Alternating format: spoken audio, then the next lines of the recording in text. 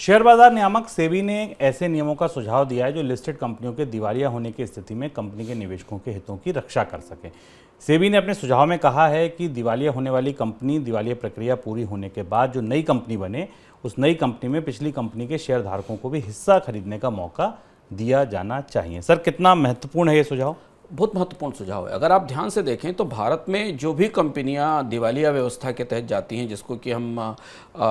CARP कहते हैं, जब इंसॉल्वेंसी प्रोसेस में जाती हैं, तो जैसे ही कोई कंपनी इंसॉल्वेंसी प्रोसेस में जाती है, शेयर धारकों के सारे अधिकार खत्म हो जाते हैं और पूरी बहस इस पर पहुंच जाती है कि क्रेडिटर्स को, ऑपरेशनल क्रेडिटर और फाइनेंशियल क्रेडिटर्स को कितना पैसा मिलेगा। जब इधर भारतीय कंपनियों में बीमारी लगातार बढ़ रही है, कई बड़ी कंपनियां जिनके शेयर धारकों को काफ़ी नुकसान हुआ, चाहे जेट एयरवेज ले लीजिए या आप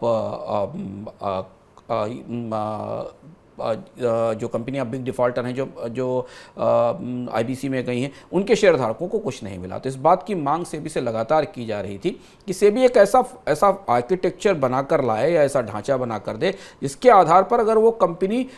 पुनरुद्धार की स्थिति में जाती है तो उसके जो पुरानी कंपनी के शेयर धारक हैं उन्हें क्या हिस्सा मिले। तो सेबी ने सजेस्ट किया है कि जो अगर नई कंपनी बनती है तो उसमें 5% हिस्सा पुराने शेयर धारकों को मिलना चाहिए और इसके अलावा अगर नई कंपनी का मालिक या प्रबंधन अपने शेयरों को वापस जारी करता है तो उसे इन पुराने शेयर धारकों का ध्यान रखना चाहिए। लेकिन इसमें ये बात स्पष्ट नहीं है कि ये कंपनियाँ जो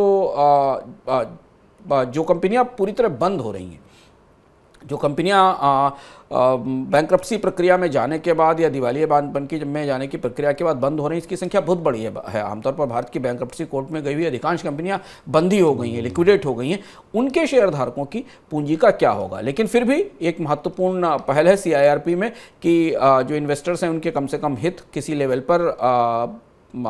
सुरक्षित किए जाएँ। सेबी ने बताया है कि अभी 28 लिस्टेड कंपनियाँ,